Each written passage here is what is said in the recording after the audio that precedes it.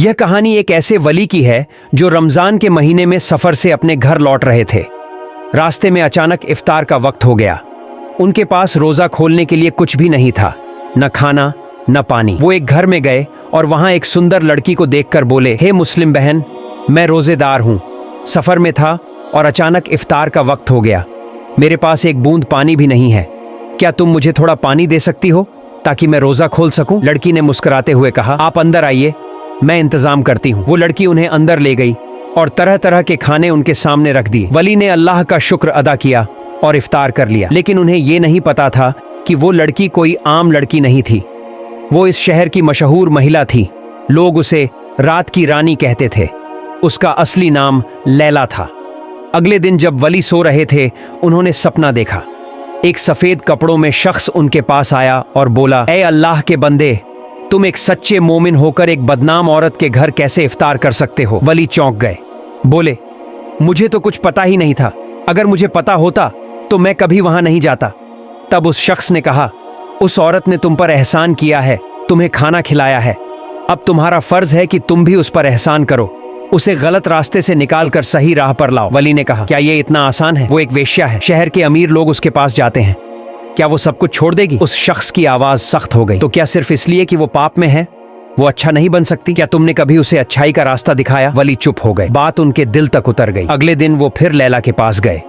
लैला ने उन्हें देखा तो थोड़ी घबरा गई। वली बोले, मैं तुम्हारे पास कोई गलत इरादा लेकर नहीं आया हूँ, तुम्हें एक सच्चाई बताने आया हूँ। लैला पहले तो हैरान हुई, लेकिन फिर उसकी बातों को ध्यान से सुनने लगी। वली ने कहा, मैं कोई बड़ा इंसान नहीं, एक साधारण सा मुसाफिर हूँ, लेकिन तुम वो इंसान हो जिसे अंधेरे से रोशनी की तरफ बुलाया जा रहा है। लैला हंस पड़ी, लेकिन उसकी आंखों में कुछ टूटने जैसा एहसास हुआ, जैसे उस हंसी के पीछे कोई दर्द छुपा हो। फिर वली ने एक कागज का टुकड़ा उसके हाथ में रखा और चला गया। उस कागज पर लिखा था, तुम सिर्फ लोगों का मनोरंजन करने के लिए नहीं बनी हो, तुम्हारा जन्म इससे कहीं बड़ा मकसद लेकर हुआ है।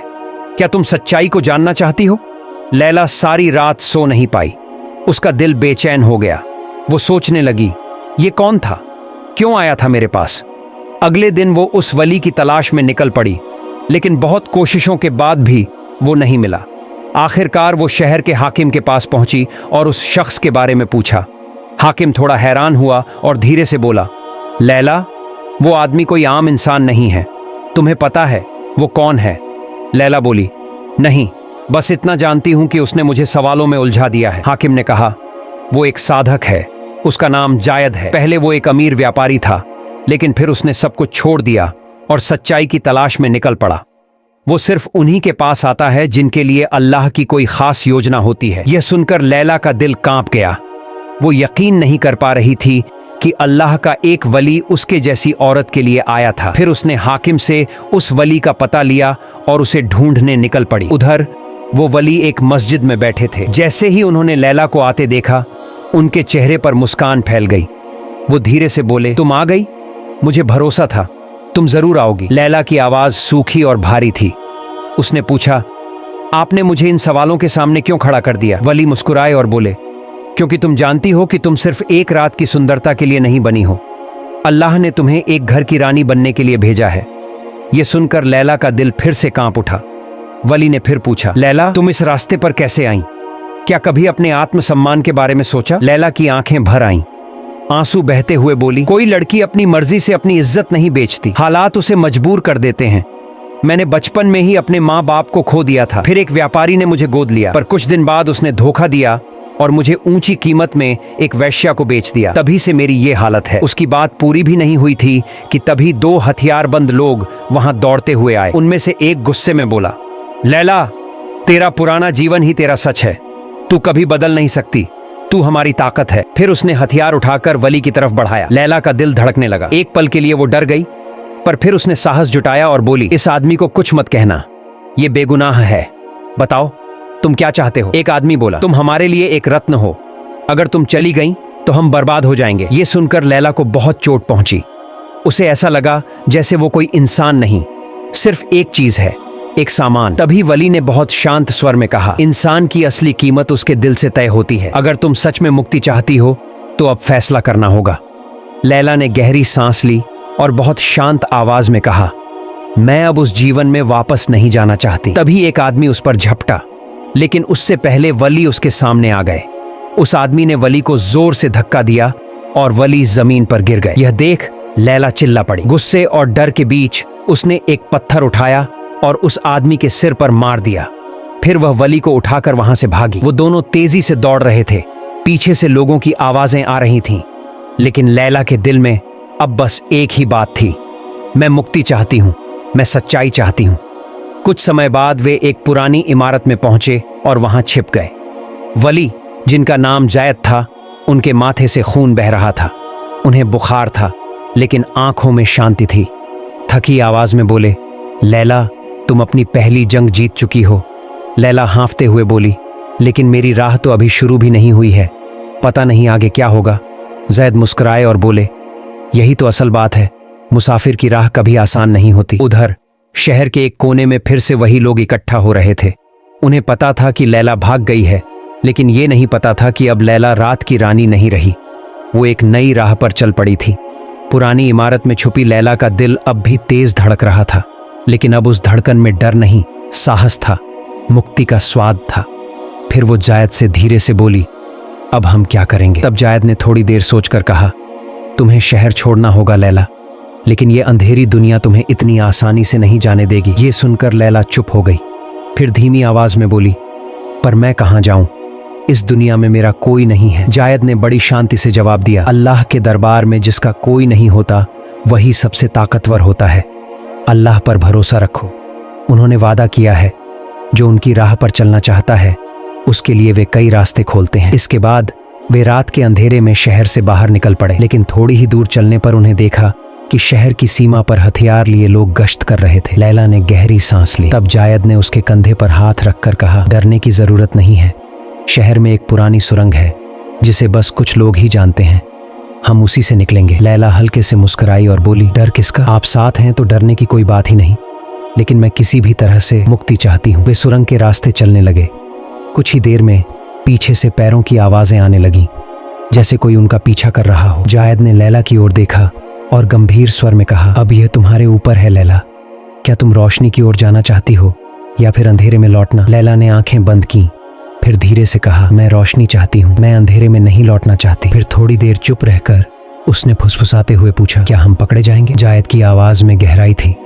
उन्होंने कहा, सच का रास्ता कभी आसान नहीं होता, लेकिन जो अल्लाह पर भरोसा रखते हैं वो कभी हारते नहीं। वे आगे बढ़ते गए। सुरंग के आखिर में एक लोहे का दरवाजा था, जो सिर्फ बाहर से खुल सकता था। ये देखकर लैला घबरा गई और बोली, अब क्या होगा? पीछे से तो आवाजें आ रही हैं। तब जायद ने दुआ पढ़ी और बिस्मिल्लाह कहते हुए दरवाजे को धक्का दिया। तभी दरवाजा जोर से खुला और वे दोनों बाहर आ गए। अल्हम्दुलिल्लाह, जायद ने कहा। उसी वक्त लैला के दिल में कुरान की एक आयत गूंज उठी, जो मेरे रास्ते में संघर्ष करते हैं, मैं उनके लिए रास्ता खोल देता हूँ। इसके बाद वे रेगिस्तान की ओर दौड़ने लगे, लेकिन तभी लैला ने पीछे से एक आवाज सुनी। उसने मुड़कर देखा, एक तीर जायद की तरफ आ रहा था।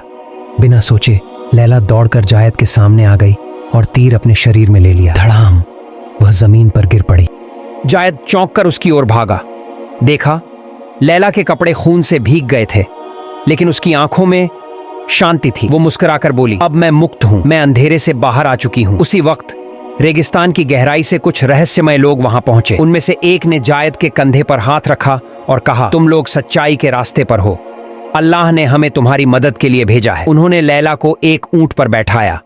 जायद ने हैरानी से पूछा, आप लोग कौन हैं? उनमें से एक बोला, हम वो यात्री हैं जो रोशनी का रास्ता ढूंढते हैं, और अब लैला भी हमारी साथी बन चुकी है। दूर से हथियारधारी उन्हें देख रहे थे, लेकिन अब वे आगे बढ़ने की हिम्मत नहीं जुटा पा रहे थे। फिर 3 दिन और 3 रातों की लंबी यात्रा के बाद वे एक छोटे से गांव में पहुंचे। लैला ने धीरे से पूछा, हम कहां आ गए हैं? एक यात्री ने मुस्कुराकर जवाब दिया, यह है शरण स्थल, सत्य की खोज करने वालों का एक गुप्त ठिकाना। जब लैला गांव के अंदर गई तो एक बुजुर्ग औरत सामने आई और बोली, तुम वही लड़की हो जो अंधेरे से बाहर निकलना चाहती थी? लैला ने नजरें झुका लीं और कहा, मुझे नहीं पता, क्या मैं सच में इस जीवन के लायक हूँ? बुजुर्गा मुस्कुराई और बोली, अल्लाह की रहमत हर पाप से बड़ी होती है, तुम बस एक कदम भरोसे से बढ़ाओ। इसके बाद लैला ने वहाँ एक नया जीवन शुरू किया। वह अब अल्लाह के संदेश और इंसानियत की बातें सीखने लगी। कुछ दिनों बाद जायद उसके पास आए और बोले, अब से तुम सिर्फ लैला नहीं हो, अब तुम अल्लाह की एक नई दासी हो। लैला ने गहरी सांस ली लेकिन कुछ नहीं कहा। तब जायद ने मुस्कुराकर पूछा, क्या तुम अब भी सोच रही हो? लैला ने धीरे से कहा, हाँ मैं सोच रही हूँ। असली मुक्ति क्या होती है? जायद हंसते हुए बोले, मुक्ति तब मिलती है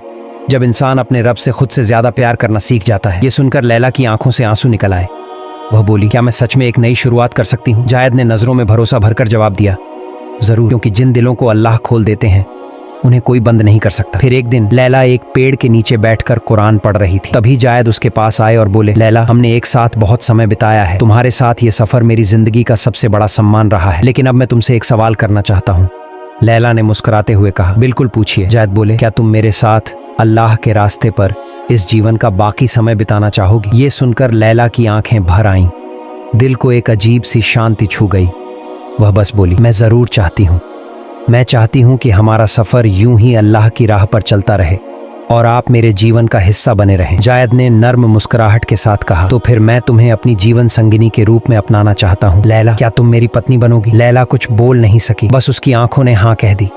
जायद सब समझ गए। फिर गांव के सबसे बुजुर्गों की मौजूदगी में उनका निकाह पढ़वाया गया। लैला और जायद ने एक दूसरे को इज्जत के साथ अपनाया और अल्लाह के नाम पर उनका एक नया जीवन शुरू हुआ। प्यारे दोस्तों, ये कहानी यहीं खत्म होती है। अगर आपको वीडियो पसंद आते हैं तो वीडियो को लाइक और चैनल को सब्सक्राइब जरूर करें।